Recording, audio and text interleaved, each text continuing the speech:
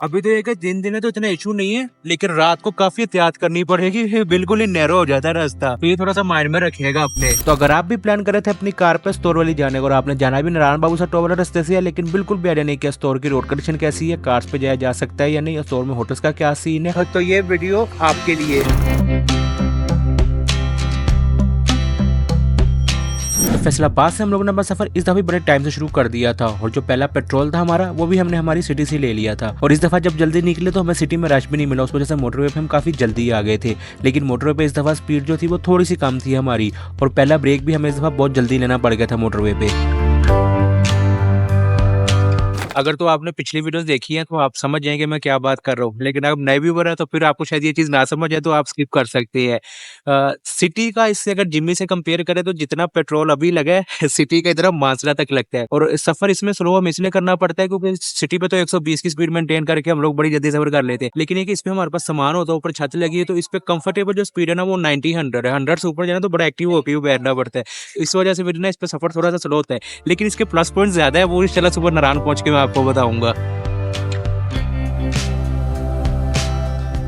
Weather यहाँ पे काफ़ी अच्छा है, मतलब कि जो हवा है ना वो ठंडी चल रही है। फैसलाबाद में तो बहुत गर्मी है, और आपके एरियाज में कैसी गर्मी है मुझे लाजमी बताएगा, और वीडियो कहाँ से देख रहे हैं ये भी कमेंट करेगा। इस्लामाबाद से स्टोर का ट्रैवल डिस्टेंस ऑलमोस्ट 460 किलोमीटर है, लेकिन ये 460 किलोमीटर कंप्लीट करने में आपको तकरीबन 18 से 20 घंटे लग जाती है। इस्लामाबाद पहुंच के आप लोगों ने लेनी होती है M1 पिशावर वाली मोटरवे, और उस पर तकरीबन 37 किलोमीटर सफर करने के बाद आपको हरिपुर एबटाबाद का बोर्ड लगा हुआ नजर आता है। यहाँ से आपने मुड़ जाना होता है हजारा एक्सप्रेसवे की तरफ। इस पर तकरीबन 82 किलोमीटर सफर करने के बाद इसका लास्ट सर्विस एरिया आता है मानसरा के पास।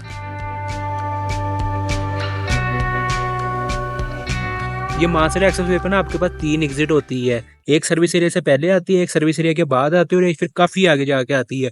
नॉर्मली जब हम सिटी पे आए थे ना तो हमने कलंदराबाद वाली ली थी एग्जिट, जो सर्विस एरिया से पहले आती है।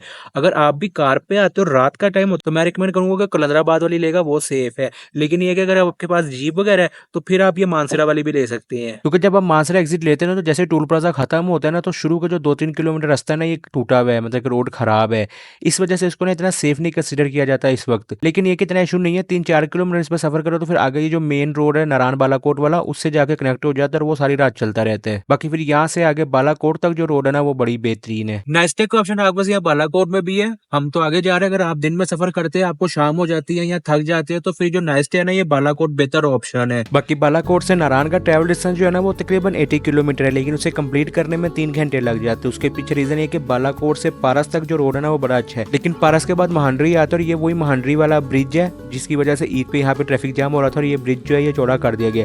लेकिन जैसे ये ब्रिज क्रॉस करते ना तो उसके बाद फिर समझे कागान तक जो रास्ता है ना वो बड़ा खराब है, इस पे पोर्ट होल्स भी बने हुए हैं। तकरीबन 13-14 किलोमीटर का जो रोड है ना ये खराब है, तो इस वजह से आपकी जो स्पीड है ना वो काफ़ी कम हो जाती है। सबसे ज़्यादा जो टाइम है ना वो ये इस पैच पे 12-13 किलोमीटर पर लगता है, तो यहाँ पे आपने जल्दबाजी नहीं करनी, बड़ी एहतियात से गाड़ी चलानी है।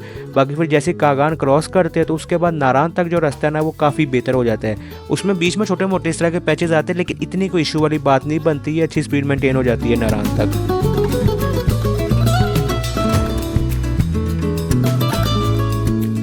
पेट्रोल 8-10 रुपए महंगा ही है यहाँ पे, लेकिन ये कि फुल करवा लेगा क्योंकि यहाँ से आगे फिर पेट्रोल पंप नहीं आता। बाकी अगर आपने भी हमारी तरफ अवसर क्रॉस करके गिलगित बल्चिस्तान जाना तो मैं रिकमेंड करूंगा कि नारायण में सीजन में जो स्टे है ना वो अवॉइड करेगा। एक तो यहाँ पे रश बहुत हो जाता है सीजन में, उसके अलावा जो नॉर्मल रूम है ना वो भी आजकल 10-12 हज़ार से शुरू हो रहे हैं।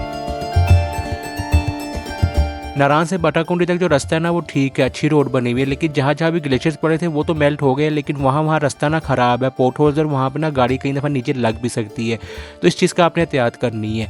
पीछे जो मैं आपको बता रहा था कि जिम्मी के प्लस पॉइंट ज़्यादा है, उसमें से सबसे बड़ा प्लस पॉइंट तो ये है कि जब इस तरह के खराब रास्ता है तो हमें ना गाड़ी की एहतियात इतनी नहीं करनी पड़ती है। लेकिन आप में से मोस्टली कार पर ट्रैवल कर रहे होंगे तो यहाँ पर आपने एहतियात करनी है।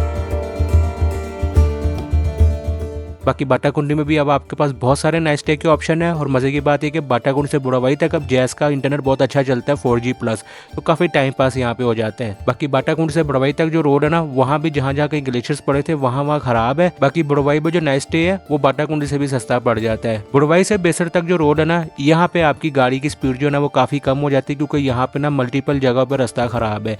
वैसे तो रोड सारा ही ठीक है, लेकिन जहाँ जहाँ खराब रास्ता आता है तो यहाँ पे कई दफ़ा ट्रैफिक जाम भी लग जाता है इसी खराब रास्ते की वजह से, तो यहाँ पे आपको ट्रैफिक मिलेगा, इसका आपने माइंड में रखना, और गाड़ी की भी आपने एहतियात यहाँ तक ही करनी है।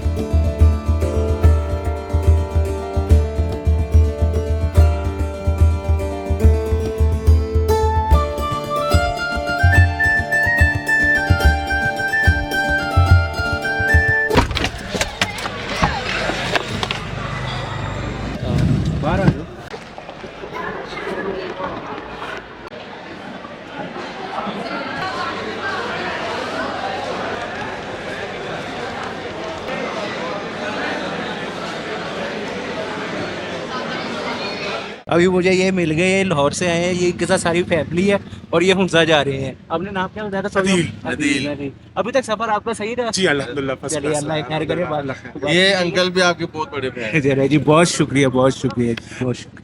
एंड अली भाई great content, keep it up यार। जज़ाकल्लाह जी, बहुत शुक्रिया। आप में से काफी सारे लोगों ने अभी तक कमेंट कर दिया होगा कि तीसरा बंदा कौन है। तो तीसरा बंदा जो मेरा छोटा भाई है, इसने हमें पिछले ट्रिप पे ज्वाइन करा, लेकिन तब इसके एग्जाम चल रहे थे, तो इस दफा इसने हमें ज्वाइन किया है। बाकी एक की तरह से नाश्ता कर लिया, अब सारा दिन भी ना मिला तो गुजारा हो जाएगा। उसके अलावा गाड़ी बहुत ज्यादा ठंडी हो गई है, क्योंकि यहाँ से आगे मुसलसल चढ़ाई है। और अगर आप भी हमारी तरह लंबा सफर कर रहे हैं तो फिर अपनी कार को बेसर या झलकड़ में एक दफा थोड़ा सा रेस्ट दे लेगा लाजमी।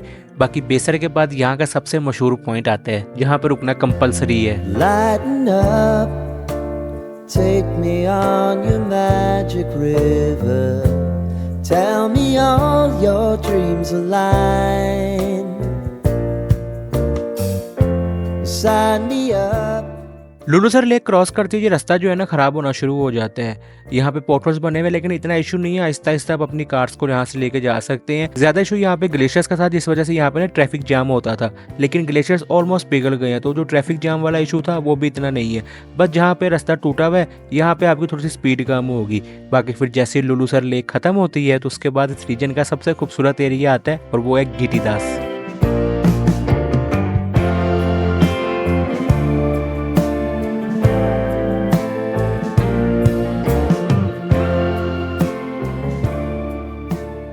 बेसर क्रॉस करते ही बाबूसर टॉप वाली चढ़ाइयाँ शुरू हो जाती है और गाड़ी का ठीक ठाक जोर लगता है, तो आपने यहाँ पे गाड़ी ज़्यादा खींचनी नहीं है। बाकी रोड कंडीशन की बात करें तो फिर आगे बाबूसर टॉप तक जो रोड है ना वो ठीक है, बेहतरीन रोड है। और वेदर की बात करें तो नारायण से बेसर तक ना तकरीबन सूरज की वजह थोड़ी सी गर्मी फील हो रही थी, लेकिन जैसे ही बेसर क्रॉस किया तो उसके बाद वेदर काफ़ी अच्छा हो गया था, हवा भी काफ़ी ठंडी हो गई थी।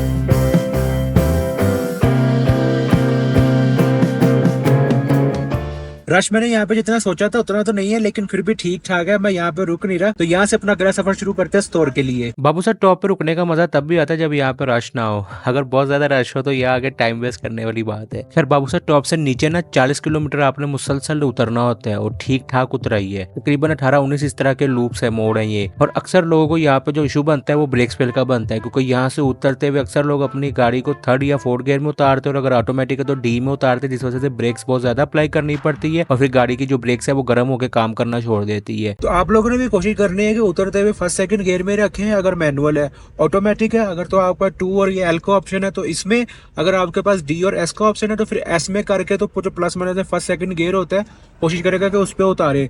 और कोशिश करनी है कि जब आप प्लस माइनस करके भी चला रहे तो जो आरपीएम है वो 3000 से ऊपर ना आ जाए, 3000 के अंडर रन रहे, क्योंकि फर्स्ट गियर करते तो कई दफा आरपीएम बहुत हाई हो जाता है, तो फिर 2nd गियर तो वो आपने अपनी जजमेंट रखनी है। मेन पॉइंट ये है कि ब्रेक कम से कम अप्लाई हो, क्योंकि सबसे ज्यादा इशू ब्रेक्स का बनता है यहाँ पे। पापा ने सिंपली गाड़ी L में या D2 में उतारी थी, यहाँ पर ब्रेक का हल्का सा इस्तेमाल कर रहे थे ताकि ब्रेक्स गर्म ना हो। एक और गलती भी अक्सर लोग करते हैं, यहाँ पे ना पानी लेके बैठे तो अक्सर ब्रेक्स जब गर्म होते हैं तो उन पे पानी मार देते हैं। ये वाली गलती ना करेगा, इससे जो आपकी डिस्क है ना वो डैमेज होती है। अक्सर लोगों को मैं देख रहा हूँ नीचे आ रहे हो तो जहाँ पे पानी मेरा तो ऐसे पानी मार रहे हैं, वो वाली गलती नहीं करनी। बाकी तकरीबन 10-12 किलोमीटर इस तरह ये यहाँ पे आपकी गाड़ी रोक के ब्रेक्स देखते हैं कि ब्रेक ज्यादा गर्म तो नहीं हुए। अगर ब्रेक गर्म हो तो फिर आपकी गाड़ी साइड पे लगवा के तो ब्रेक ठंडी करवाते हैं। बाकी रोड कंडीशन की बात करो तो बाबूसर टॉप से नीचे चला 0 पॉइंट तक ना तकरीबन 40 किलोमीटर बहुत अच्छा रोड बना हुआ है। बीच में इस तरह के छोटे मोटे पैचेज आते हैं जहाँ पे आपको गाड़ी की ना थोड़ी सी एहतियात करनी पड़ती है।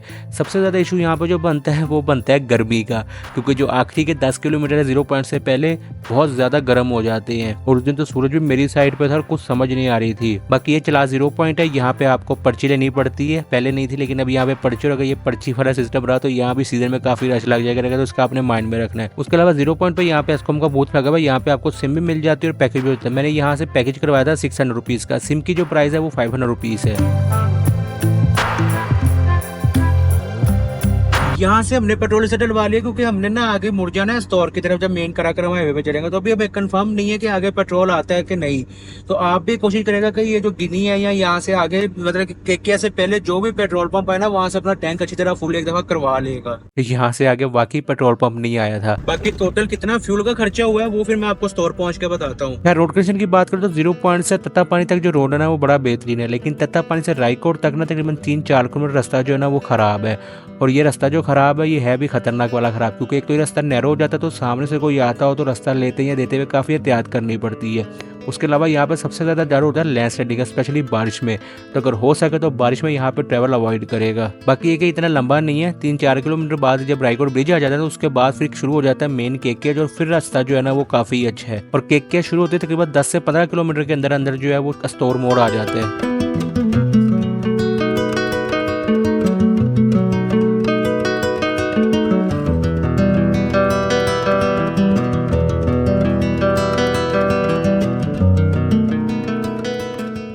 अस्टोर मोड़ से अस्टोर वैली का ट्रैवल डिस्टेंस तकरीबन 44-45 किलोमीटर है।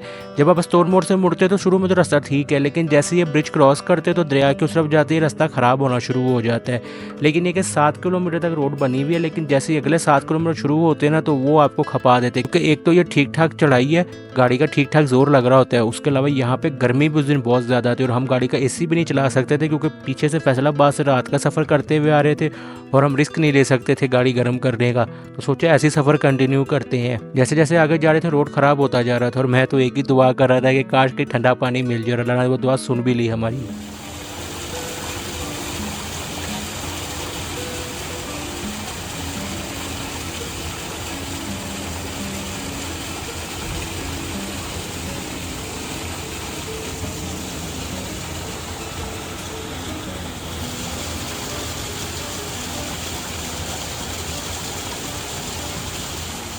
मैं इतने टाइम से स्टोर आ रहा हूँ, लेकिन इस तरह की गर्मी मैंने कभी भी इस एरिया में फील नहीं की है। तकरीबन अभी टाइम हो रहा है इस वक्त 5 मतलब 6 ही बज गए तकरीबन ना, 6 बजने में समझे 9 मिनट है और तकरीबन लू चल रही थी पीछे। जिस तरह हमारे भागलपुर साइड पर, ये पंजाब साइड पे होता है ना, वैसा मौसम था। सारा इशू ग्लोबल वार्मिंग है। उसके अलावा 3 इशू हो रहा है। एक तो कोई पेट्रोल का इशू बना हुआ है, सुना इस एरिया में पेट्रोल की शॉर्टेज है। उसके अलावा पता लगा कि स्टोर में बिजली भी नहीं है। तो ये जो आखिरी के 25 किलोमीटर सफर है बहुत टफ होने वाले हैं हमारे। क्योंकि शुरू के 20 किलोमीटर में कहीं के रोड आ जाता था, लेकिन आखिरी 25 किलोमीटर में कहीं भी रोड नहीं था। तकरीबन अस्टोर तक जो रास्ता था वो टूटा था और थोड़ा सा मजीद सफ़र करने के बाद जो लास्ट के 10 किलोमीटर थे उसमें रास्ता नैरो भी हो जाता है। सामने से आने वाले को बड़ा देखभाल के रास्ता देना पड़ता है। लोग कहते हैं कि स्कर्दू रोड खतरनाक है, लेकिन मेरे नज़दीक ये वाला रोड ज़्यादा खतरनाक है। तो आपने कोशिश करनी है कि रात के टाइम और बारिश में इस रोड पर ट्रैवल अवॉइड करें। यहाँ पे लैंडस्लाइडिंग वाला ना इशू है, क्योंकि मुसलसल आपके साथ कच्चा पहाड़ चल रहा होते हैं और कहीं की जगह तो दरिया के आप इतना नज़दीक आ जाते हैं कि लेफ्ट साइड पे देखने को भी दिल नहीं चाहता। तो बस यहाँ पे आपने गाड़ी कोशिश करने की जितनी ज़्यादा एहतियात से चला सके उतनी एहतियात से चलाई। लोग अपनी कार से लेके आए हुए थे, आप भी अपनी कार से लेके आ सकते हैं, लेकिन ये माइंड में रखिएगा कि टाइम आपको ज़्यादा लगेगा। गूगल पे जब आप स्टोर का करते हैं तो वो जो आपको टाइम बताती है तकरीबन उससे डबल टाइम लगता है। तो ये आपने अपने माइंड में रखना है। चलो हम तकरीबन स्टोर अब एंटर हो गए, तो पीछे तो नेटवर्क नहीं था, यहाँ चल गया। शायद मेन अभी आगे जा जाए ना होटल वगैरह में, तो शायद वहाँ फिर बंद हो जाए, क्योंकि सुना था स्टोर में लाइट बंद है। परेशान नहीं होना। अगर नंबर ना मिला ना, फोन ना मिला, तो घर बताना कि परेशान ना हो, ठीक है। पीछे वाला सफर तो ना खत्म भी नहीं हो रहा था और वो 3-4 दिन ही टेंशन थी कि पता नहीं पेट्रोल मिले ना मिले। फिर घर वालों से भी राब्ता नहीं था कि घर वाले परेशान ना हो। अब पेट्रोल मिल गया, घर वालों से राब्ता होगा, तो हवा भी थोड़ी ठंडी ठंडी लग रही है और वो जो एक थोड़ी सी थकावट हो गई थी ना, मतलब कि मेंटली तौर पे, वो भी कम हो गई है। अब बाकी ये दुआ है कि होटल भी अच्छा मिल जाए। नारायण के बाद टोटल 3 चेक पोस्ट, ये आखिरी चेक पोस्ट थी तीसरी वाली, और सभी चेक पोस्ट पे CNSE की एंट्री होती है। गाड़ी का नंबर पूछते हैं और पूछते हैं कहाँ से हो, कहाँ जा रहे हो और गाड़ी में कितने अफराद है। CNSE की एंट्री एक बंदे की होती है। बाकी रोड जैसा स्टोर से पीछे था वैसा ये स्टोर शुरू होते ही है। अगर आप इसी दिन स्टोर आते हैं तो आपने भूल जाना है, क्योंकि रोड नाम की भी चीज़ होती है। इतने सफ़र किए, लेकिन जो आज वाला सफ़र था ना, इसने कानों को हाथ लगवा दिए।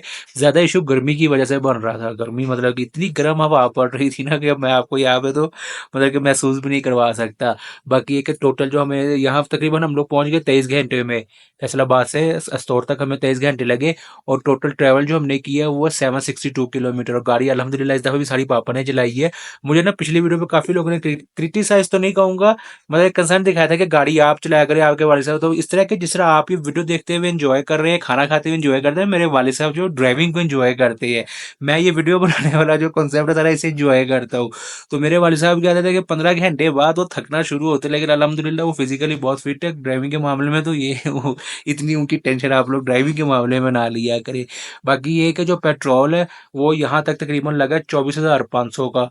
762 किलोमीटर ट्रैवल किया है, उसमें 2 हाई ऑक्टेन भी है, तो एवरेज आपने कैलकुलेट करके बता दी है जिम्मी की कितनी बन रही है 1800 सीसी इंजन के साथ। और जो ये रूम है ये स्टोर एमपी चेक पोस्ट ना, जब स्टोर एंटर हुए तो एमपी चेक पोस्ट ही, एमपी चेक पोस्ट से 5 मिनट की ड्राइव के बाद ये हमें ना यहाँ पे रूम मिल गया। काफ़ी साफ सुथरा रूम है, गर्म पानी और जनरेटर 24 आवर है, इंटरनेट भी यहाँ पे एस्कॉम का काफ़ी अच्छा चल रहा है, दूसरे जैस मोबलिंग भी ना फुल सिग्नल आ रही है। 5,000 रुपये हमने इसको दिया पर नाइट का, और ठीक है ये होटल मतलब कि गुजारे लायक है, 3 बंदों के हिसाब से ना काफ़ी अच्छा है। बाकी ये कि मुझसे अगर कोई चीज़ मिस हो गई तो आपने कमेंट में पूछ लेनी है, और अगर आपने एस्तौर नहीं आना और स्कर्दू जाना और स्कर्दू से प्लान कर रहे हैं इस साइड पे आने का, तो मैं रिकमेंड करूँगा कि स्कर्दू जाने से पहले ये रोड कंडीशन की वीडियो लाज़मी देखिएगा।